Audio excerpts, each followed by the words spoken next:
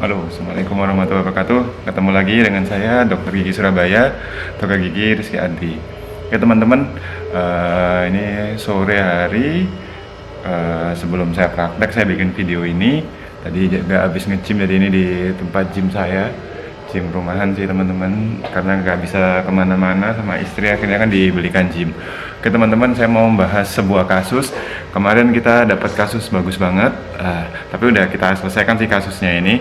Mau tahu teman-teman kasusnya apa? Simak setelah yang satu ini.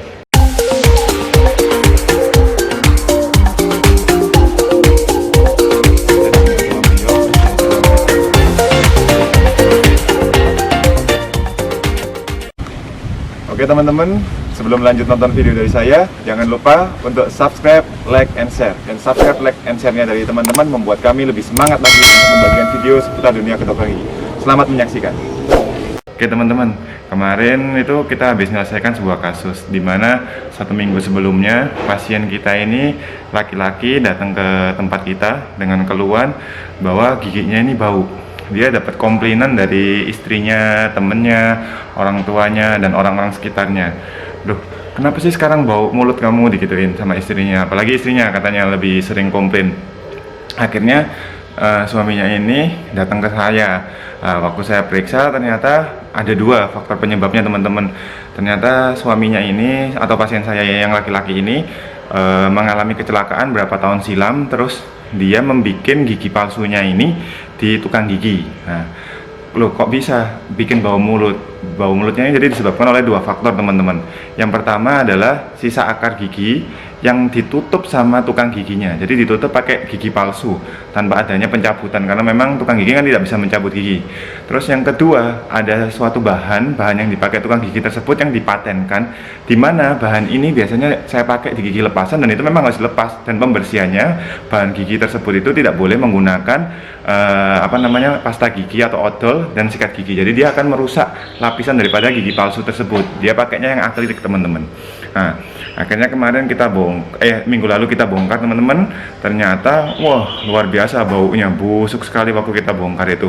Terus setelah kita bongkar, ada kabar yang mengejutkan juga. Harusnya kan pasien ini dengan kehilangan 1 gigi, dia membuatnya kan dental bridge. Nah, dental bridge-nya harusnya cuma cukup menggunakan kanan dan kirinya. Ternyata gara-gara gigi palsunya tadi buatan tukang gigi itu ditumpangkan kepada gigi yang sehat beberapa tahun dan tidak memberikan instruksi kepada pasien. Jadi gigi asli yang untuk penyangga kanannya ini dia sampai goyang teman-teman. Dan alhasil kemarin sempat kita kuret dulu supaya tidak bisa dicabut, tapi ternyata waktu saya kuret ternyata tetap goyang, jadi tidak bisa saya selamatkan. Akhirnya saya cabut 2 gigi. Jadi akhirnya pasien ini kemarin membuat gigi palsunya ini dental bridge-nya 4 gigi. Jadi hari datang itu kita lakukan pembongkaran gigi palsu yang dari tukang gigi tersebut. Terus habis itu saya lakukan pencabutan sisa akarnya. Setelah saya lakukan pencabutan sisa akarnya teman-teman, saya lakukan pencabutan juga gigi sebelahnya yang goyang tadi karena sudah tidak bisa diselamatkan. Oke, setelah itu pasien kan setuju dengan penggunaan dental bridge. Akhirnya gigi yang kanan kirinya yang masih ada yang tidak goyang sudah kita pastikan, meskipun ada lubang tapi masih bisa kita tambal. Kemarin sudah kita tambal juga, minggu lalu sudah kita tambal, minggu lalu sudah kita tambal, udah baik-baik aja.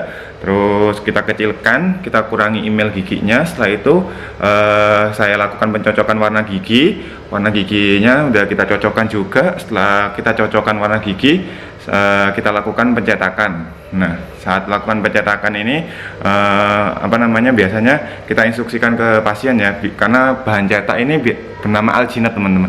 Nah, bahan cetak ini biasanya kita masukkan 1 sendok mulut penuh ke dalam mulut pasien. Ini kalau biasanya pasiennya nggak kuat atau salah nafas, biasanya kita instruksikan, Pak, Bu, atau Mas, Mbak, itu bernafasnya lewat hidung, jangan lewat mulut. Kalau lewat mulut nanti biasanya mual dan muntah. Nah, setelah lakukan pencetakan, awal agak sedikit mual gitu pasien, tapi setelah kita tenangkan dapat berlangsung dengan baik. Terus setelah kita cetak, kita instruksikan pasien untuk 1 minggu kembali ke tempat kita untuk kita lakukan pemasangan gigi. Nah, kemarin malam kebetulan kita selama PSBB atau lagi ada pandemi corona ini, praktek kita lakukan di malam hari setelah sholat maghrib sekitar jam 6. Kadang kalau juga pasiennya banyak kita mulai setengah 6, tapi biasanya pasien itu udah pada nunggu karena nomor antrian kan kita buka jam 4 sore itu udah kita buka, jadi pasien udah pada ngantri. Dan kita memang sekarang ini lagi pandemi karena saya dan istri prakteknya menggunakan hazmat.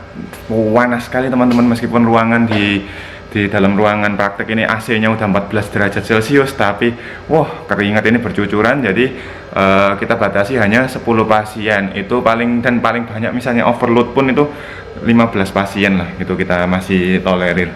Terus setelah itu pasien datang kemarin, nah kita pasang coba, ternyata hasilnya alhamdulillah pasien senang sekali, giginya juga bagus.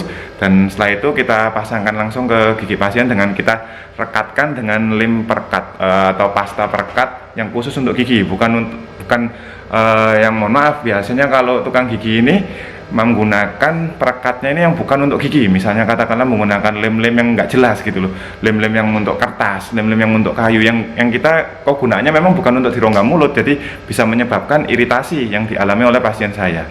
Nah, untuk lebih jelasnya dan teman-teman pengen tahu hasilnya gimana, nanti saya akan tampilkan semua aja di slide ini. Oke teman-teman, itu sih sedikit yang bisa saya sampaikan untuk sharing kasus kali ini.